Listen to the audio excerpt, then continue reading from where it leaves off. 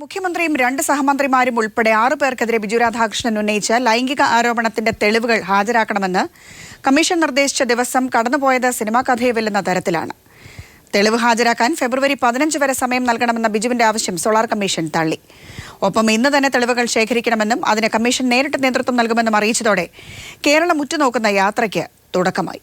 വിവിധ ആവശ്യങ്ങൾ ഉന്നയിച്ച് മിൽമ തൊഴിലാളികൾ നടത്തിവന്ന പണിമുടക്ക് താൽക്കാലികമായി പിൻവലിച്ചു. സമരസമിതി ഉന്നയിച്ച ആവശ്യങ്ങൾ മിൽമ മാനേജ്മെന്റ് അംഗീകരിച്ച സാഹചര്യത്തിലാണ് സമരം പിൻവലിച്ചത്. ചുമതല വഹിക്കുന്ന കെ ബിജു IASന്റെ മധ്യസ്ഥതയിൽ നടത്തിയ ചർച്ചയിലാണ് സമരം താൽക്കാലികമായി പിൻവലിക്കാൻ ധാരണയായത്. സഹകരണ പെൻഷൻ നടപ്പിലാക്കുന്നതിന് സാങ്കേതിക തടസ്സങ്ങൾ നീക്കുന്നതിന് 16-ാം തീയതി മന്ത്രിതല യോഗം ചേരും. കാലതാമസം കൂടാതെ പെൻഷൻ നടപ്പിലാക്കും. പെൻഷൻ പ്രായം വർദ്ധിപ്പിക്കുന്നതിനെ പറ്റി ആലോചിക്കാൻ മിൽമ മാനേജ്മെന്റും ഉടൻ യോഗം ചേരും. 1.5 മാസത്തിനുള്ളിൽ സർക്കാരിലേക്ക് ഇതിന്റെ തീരുമാനം അറിയിക്കും. സ്റ്റാഫ് വെൽഫെയർ ഫണ്ട് ഏകീകരിച്ച് നടപ്പിലാക്കുന്നതിനായി പുതിയ ഏകീകൃത ക്ഷേമ പദ്ധതി 2016 മാർച്ച് 31 മുമ്പ് നടപ്പിലാക്കും. സംയുക്ത സമരസമിതി ഉന്നയിച്ച ആവശ്യങ്ങൾ ഭൂരിഭാഗവും അംഗീകരിച്ച പശ്ചാത്തലത്തിൽ സമരം 16-ാം തീയതി വരെ താൽക്കാലികമായി നിർത്തിവെക്കുമെന്ന് സമരസമിതി നേതാക്കൾ പറഞ്ഞു. Milma chairman PT Gopalakrishna Kurup, MD Swagat Pandala IAS, വിവിധ യൂണിയനുകളെ പ്രതിനിധീകരിച്ച് VK ബൈജു, സലീം, സുരേഷ് ബാബു, കുറ്റ്യാനിക്കാട് മധു എന്നിവർ ചർച്ചയിൽ പങ്കെടുത്തു. ഇന്ന് അർദ്ധരാത്രി മുതൽ പാൽ വിതരണം വീണ്ടും പുനരാരംഭിക്കും. News bureau, Thiruvananthapuram. പ്രധാനമന്ത്രി നരേന്ദ്രമോദിയെ മുഖ്യമന്ത്രി ഉൾപ്പെടെയുള്ളവർ കാണണമെങ്കിൽ വിമാനത്താവളത്തിന്റെ ടെക്നിക്കൽ ഏരിയയിൽ ചെല്ലണമെന്നത് അപമാനകരമാണെന്ന് പിണറായി വിജയൻ. കൊച്ചിയിലെ സ്വീകരണത്തിനും ഗാർഡ് ഓഫ് ഓണർ ഏറ്റുവാങ്ങാനും BJP സമ്മേളനത്തിൽ പ്രസംഗിക്കാനും പ്രധാനമന്ത്രിക്ക് സമയമുണ്ട്. 48 മണിക്കൂർ കേരളത്തിൽ തങ്ങുമെങ്കിലും കേരളത്തിന്റെ മുഖ്യമന്ത്രിയുമായി സംസാരിക്കാൻ പ്രയാസമാണെന്നും പിണറായി അഭിപ്രായപ്പെട്ടു. ഉമ്മൻചാണ്ടിയുടെ നിസ്സംഗതയിലൂടെ സംസ്ഥാനത്തിന്റെ പൊതു താൽപര്യമാണ് അപകടപ്പെടുന്നതെന്നും പിണറായി വിജയൻ ഫേസ്ബുക്ക് പോസ്റ്റിൽ കുറിച്ചു. ജേക്കബ് തോമസ് പറഞ്ഞത് സർക്കാരിനുള്ള കുറ്റപത്രമെന്ന് CPM സംസ്ഥാന സെക്രട്ടറി കോടിയേരി ബാലകൃഷ്ണൻ. K. ബാബു മന്ത്രിയായിരുന്നതുകൊണ്ട് ക്വിക്ക് വെരിഫിക്കേഷൻ നടത്തിയാൽ അന്വേഷണം നിഷ്പക്ഷമാവില്ലെന്നും കോടിയേരി പറഞ്ഞു. രാജിവെച്ച് അന്വേഷണം നേരിടാൻ ബാബുവിന് തന്റെ ഇടമുണ്ടോ എന്നും കോടിയേരി ചോദിച്ചു. വെള്ളാപ്പള്ളിയുടെ പാർട്ടിയുമായി ഒരു തരത്തിലും സഹകരിക്കില്ലെന്നും അത് കേരള ശിവസേനയാണെന്നും അദ്ദേഹം പറഞ്ഞു. തോമസ് പറഞ്ഞിരിക്കുന്ന കാര്യം ഈ ഗവൺമെന്റിനെതിരായ കുറ്റപത്രമാണ്. അദ്ദേഹം പറഞ്ഞിരിക്കുന്നത് ഇവിടെ ഒരു സെക്രട്ടറി ആകണമെങ്കിൽ, ഗവൺമെന്റ് സെക്രട്ടറി ആകണമെങ്കിൽ 3 വിജിലൻസ് കേസിലെങ്കിലും FIR ഉണ്ടാകണമെന്നാണ്. ആരെ കുറിച്ചാണ് അദ്ദേഹം പറഞ്ഞിട്ടുള്ള കാര്യം വ്യക്തമാണ്. അദ്ദേഹം മറ്റൊന്നുകൂടി പറഞ്ഞു, കഴിഞ്ഞ വർഷം ഈ അഴിമതി വിരുദ്ധ ദിനം ആചരിക്കാൻ മുഖ്യമന്ത്രിയും വിജിലൻസ് മന്ത്രിയും വന്ന് സത്യപ്രതിജ്ഞ ചൊല്ലിക്കൊടുത്തു. ഇപ്പോൾ എന്താ ആരെയും കാണാത്തത്? അപ്പോൾ ഈ സർക്കാർ തന്നെ ഒരു അഴിമതി സർക്കാരാണെന്ന് ഉദ്യോഗസ്ഥന്മാർ തന്നെ പറയുന്ന സ്ഥിതി ഉണ്ടായിരിക്കും. സൽമാൻ ഖാനെ മുംബൈ ഹൈക്കോടതി കുറ്റവിമുക്തനാക്കി. സൽമാൻ 5 വർഷം തടവ് ശിക്ഷ കീഴ്ക്കോടതി വിധിച്ചിരുന്നു. ഈ വിധി ഹൈക്കോടതി റദ്ദാക്കി. സൽമാനെതിരായ എല്ലാ കുറ്റങ്ങളും കോടതി തള്ളി. മുല്ലപ്പെരിയാർ അണക്കെട്ടിലെ തുറന്ന മുഴുവൻ ഷട്ടറുകളും തമിഴ്നാട് അടച്ചു. നീരൊഴുക്ക് കുറഞ്ഞതിനെ തുടർന്നാണ് ഷട്ടറുകൾ അടച്ചതെന്നാണ് തമിഴ്നാടിന്റെ വിശദീകരണം. അതിനിടെ സുരക്ഷാ ചുമതല കേരളത്തിലാണെന്നിരിക്കെ തമിഴ്നാടിന്റെ ഉന്നത പോലീസ് ഉദ്യോഗസ്ഥർ അണക്കെട്ട് സന്ദർശിച്ചത് ദുരൂഹമാണ്. മഴ കുറഞ്ഞതിനാൽ നീരൊഴുക്ക് കുറഞ്ഞതോടെയാണ് തമിഴ്നാട് ഇടുക്കി അണക്കെട്ടിലേക്ക് തുറന്നുവിട്ട മുഴുവൻ ഷട്ടറുകളും അടച്ചത്. സുപ്രീം കോടതി നിജപ്പെടുത്തിയ 142 അടിയിൽ ജലനിരപ്പ് എത്തിച്ച് അണക്കെട്ടിന് ബലക്ഷയമില്ല എന്ന് തെളിയിക്കാനുള്ള ശ്രമത്തിന്റെ ഭാഗമാണ് ഈ നടപടി. നീരൊഴുക്കിന് സമാനമായ ജലം മാത്രമാണ് ഇപ്പോൾ തമിഴ്നാട് കൊണ്ടുപോകുന്നത്. 141 അടിയിൽ ജലനിരപ്പ് നിലനിർത്തുമെന്ന വാഗ്ദാനം തമിഴ്നാട് വീണ്ടും ലംഘിച്ചു. ഇതിനിടെ അണക്കെട്ടിന്റെ സുരക്ഷാ ചുമതല കേരളത്തിനാണെന്നിരിക്കെ തമിഴ്നാടിന്റെ ഉന്നത പോലീസ് ഉദ്യോഗസ്ഥർ അണക്കെട്ട് സന്ദർശിച്ചത് ദുരൂഹമാണ്. South zone IG Murugan, Theni SP Mahesh എന്നിവരടങ്ങുന്ന സംഘമാണ് സന്ദർശനം നടത്തിയത്. രഹസ്യ സന്ദർശനം ചിത്രീകരിക്കാൻ ശ്രമിച്ചപ്പോൾ ഇവർ തടയാൻ ശ്രമിക്കുകയും ചെയ്തു.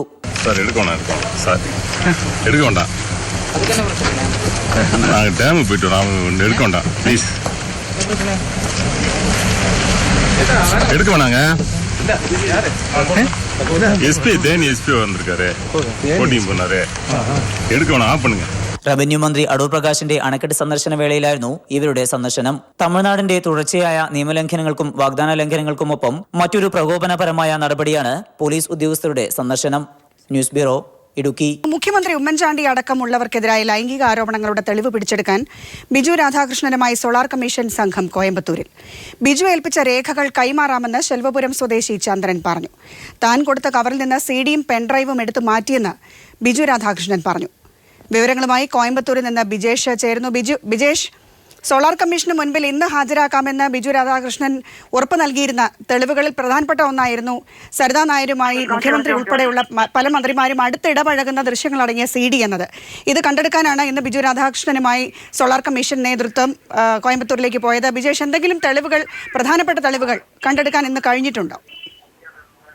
CD-യും പെൻഡ്രൈവും അടക്കമുള്ള ഒരു കവർ നൽകിയിരുന്നു എന്നാണ് ബിജു രാധാകൃഷ്ണൻ പറഞ്ഞിരുന്നത്. പക്ഷേ ആ കവർ ഇവിടെ നിന്ന് കണ്ടെടുത്തെങ്കിലും പക്ഷേ അതിൽ CD-യോ പെൻഡ്രൈവോ ഉണ്ടായിരുന്നില്ല. അത് മാറ്റിയിട്ടുണ്ട് എന്നാണ് ഇപ്പോൾ ബിജു രാധാകൃഷ്ണൻ പറഞ്ഞിരിക്കുന്നത്. എന്തായാലും അത്തരത്തിൽ ഒരു കവർ നൽകിയിരുന്നു എന്നത് ഒരു വസ്തുത തന്നെയാണ്. അത് ചന്ദ്രൻ സോളാർ കമ്മീഷൻ അഡ്വക്കേറ്റിന് മുമ്പാകെ സമ്മതിക്കുകയും ചെയ്തിട്ടുണ്ട്. ആ കവർ കൊണ്ടുവരികയും പക്ഷേ ആ കവറിനകത്ത് ഈ പറഞ്ഞ സാധനങ്ങൾ ഉണ്ടായില്ല എന്നതാണ് വസ്തുത. ഇതിന്റെ പശ്ചാത്തലത്തിൽ ഇപ്പോൾ അന്വേഷണ സംഘം കേരളത്തിലേക്ക് തിരിച്ചിരിക്കുകയാണ്. ബാർക്കോഴ കേസിൽ മന്ത്രി കെ ബാബുവിനും ബിജു രമേശിനുമെതിരെ കേസെടുക്കണമെന്ന ഹർജിയിൽ വിശദീകരണം നൽകാൻ സർക്കാർ ഹൈക്കോടതിയിൽ സാവകാശം തേടി. ജസ്റ്റിസ് കെമാൽ പാഷ സർക്കാരിന് ഈ മാസം 17 വരെ സാവകാശം അനുവദിച്ചിട്ടുണ്ട്. ബാർക്കോഴ കേസിൽ എക്സൈസ് മന്ത്രി കെ ബാബുവിനെ രക്ഷിക്കാൻ സർക്കാർ വഴിവിട്ട് ശ്രമിച്ചു എന്നതിന് തെളിവാണ് തൃശൂർ വിജിലൻസ് കോടതിയുടെ വിധിയെന്ന് CPM പോളിറ്റ് ബ്യൂറോ അംഗം പിണറായി വിജയൻ. അന്വേഷണം എന്ന പേരിൽ നാടകമാണ് നടന്നതെന്ന് വ്യക്തമായി. ബാബുവിന് സ്വഭാവ സർട്ടിഫിക്കറ്റ് നൽകാൻ വ്യഗ്രത കാട്ടി മുഖ്യമന്ത്രിക്കുള്ള തിരിച്ചടിയാണ് ഉത്തരവെന്നും പിണറായി ഫേസ്ബുക്ക് പോസ്റ്റിലൂടെ വ്യക്തമാക്കി. ശബരിമലയിൽ തീർത്ഥാടകർക്ക് ലഭിക്കുന്ന വൈദ്യസഹായം സംബന്ധിച്ച് പരാതികൾ പതിവാകുന്നു. പമ്പയിലും സന്നിധാനത്തുമടക്കം പലപ്പോഴും തീർത്ഥാടകർക്ക് മതിയായ ചികിത്സ ലഭിക്കുന്നില്ലെന്നാണ് പരാതി. ആതുര സേവകർ തങ്ങളെ അവഗണിക്കുന്നതായും തീർത്ഥാടകർ പറയുന്നു.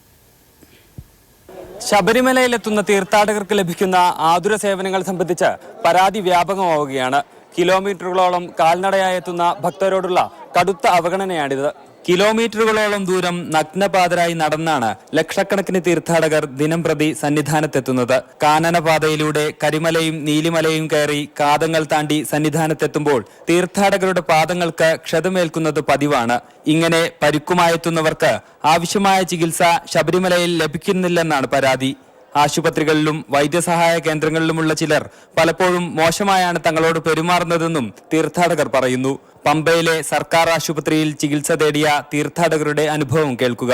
പമ്പയില് ഡോക്ടർ കാണാൻ വേണ്ടി കാലിന് വയ്യാതെ തൃശ്ശൂർ നടന്നു വരാം. വരുമ്പോൾ കാലിന് ഫുൾ നീരും പിന്നെ പോളങ്ങളൊക്കെ പൊന്തിട്ട് ആകെ വയ്യാണ്ട് വരും. ഇവിടെ പമ്പയിൽ വന്ന് ഡോക്ടറെ കൺസൾട്ട് ചെയ്ത് കാര്യങ്ങൾ സംസാരിക്കുമ്പോൾ ആള് കാലിന്റെ ഒരു കാര്യങ്ങളൊന്നും നോക്കിയിട്ടില്ല, ഒരു കാര്യങ്ങളും ചെയ്തിട്ടില്ല. എഴുതിയ ലിസ്റ്റ് എടുത്ത് മരുന്നിട്ട് കടന്നു പോകണം. ചെല്ലണ പേഷ്യൻസിനോട് വളരെ മോശമായിട്ട് പെരുമാറുന്നത്. മലയാളികൾക്ക് എങ്ങനെ അനുഭവം? അപ്പൊ തമിഴ്, ആന്ധ്ര, കർണാടക, മഹാരാഷ്ട്ര അങ്ങനെ വരുന്ന ഭക്തരാണ് ഇവര് എത്രമാത്രം ദുഷ്ടരീതിയിൽ പെരുമാറുന്നത് ദൈവത്തിന് മാത്രമേ അറിയുള്ളൂ. ശബരിമലയിൽ വിവിധയിടങ്ങളിലായുള്ള വൈദ്യസഹായ കേന്ദ്രങ്ങളിൽ ആവശ്യത്തിന് ജീവനക്കാരില്ലാത്തതും തീർത്ഥാടകർ വലയ്ക്കുകയാണ്.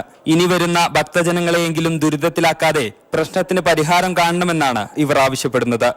ക്യാമറാമാൻ ബിച്ചു പൂവച്ചലിനൊപ്പം സന്നിധാനത്തു നിന്നും ജിതിൻ ചന്ദ്രൻ.